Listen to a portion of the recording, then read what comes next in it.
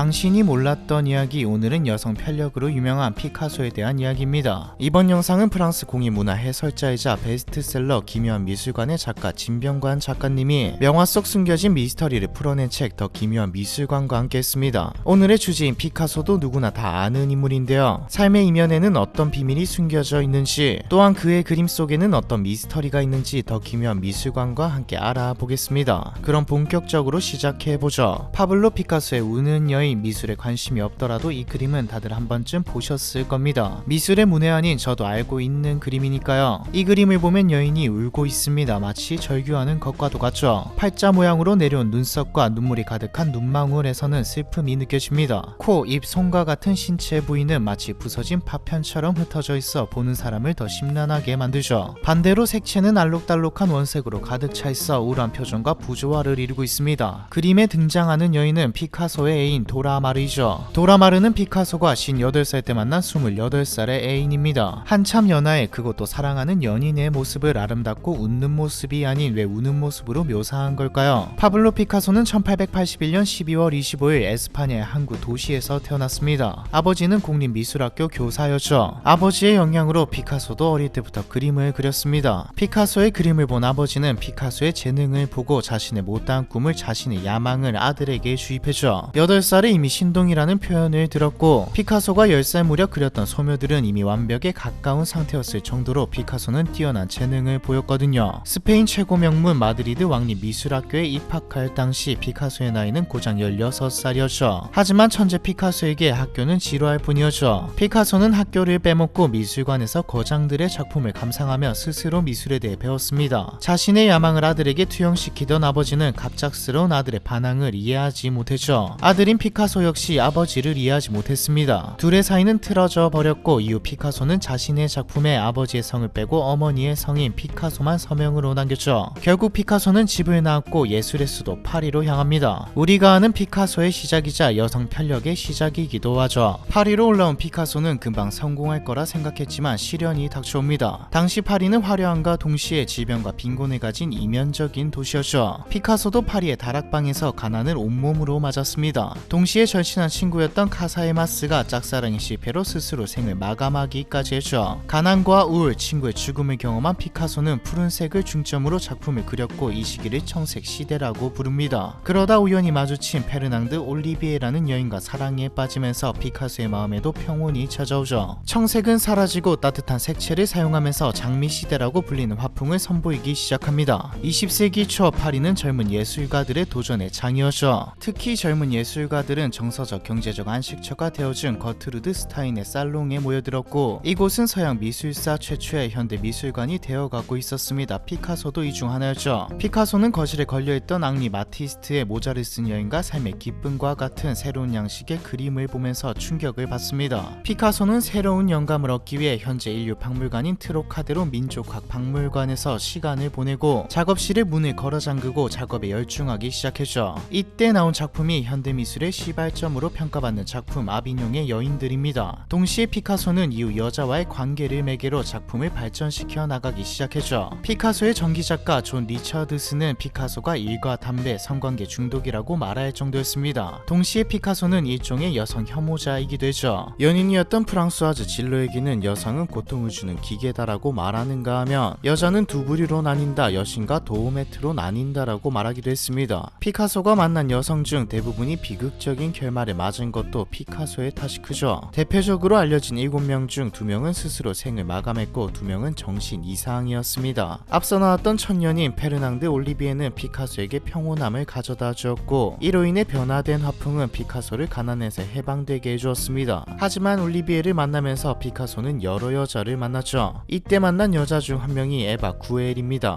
에바 구엘은 친구의 약혼녀였지만 피카소가 낚아챘죠. 피카소는 후에 가장 만족했던 여성이 에바라고 했을 정도로 사랑을 나누었지만 에바는 피카소와 만난 지 4년 만에 세상을 뜨게 되면서 둘의 관계는 끝을 맺었습니다. 언뜻 영화와 같은 사랑처럼 보이지만 피카소는 에바가 아팠을 때도 에바를 돌보지 않았죠. 대신 다른 여성들과 놀아났습니다. 이때 만난 여성이 올가 코클로바이죠. 러시아 발레단 공연 무대 장식을 맡던 중 발레리나였던 올가를 만나 결혼까지 갔습니다. 둘 사이에서는 아들도 태어났고 행복한 듯 보였죠. 피카소가 가난에서 완전히 벗어난 것도 것도 올가 덕분입니다. 올가는 명문 군인 집안의 딸이었고 부자들과 사교계에 정통한 여자였거든요. 올가는 자신의 사교력을 이용해 상류층문화에 피카소를 끌어들였고, 피카소는 그림의 주 판매 대상인 부자들 상류사회의 맛을 보게 되었죠. 실제로 이때 피카소가 그린 그림들은 비싼 값에 팔려나갔고, 피카소도 그림을 대량 생산했습니다. 피카소의 그림에 높은 값을 매겨준 것은 프랑스인들이 아니라 올가의 인맥이었던 러시아 귀족들이었죠. 하지만 둘의 성격 차이는 꽤 컸습니다. 촌놈이었던 피카소와 명문가 딸은 여러모로 많이 달랐죠. 결국 피카소는 올가에게서 멀어졌고 사실상 별거 상태가 되면서 피카소는 다시 다른 여성들과 놀아나기 시작했습니다. 매춘 없어도 방문하기 시작했고요. 결정적으로 피카소는 아예 대놓고 마리 테레즈 월터와 바람을 피기 시작했습니다.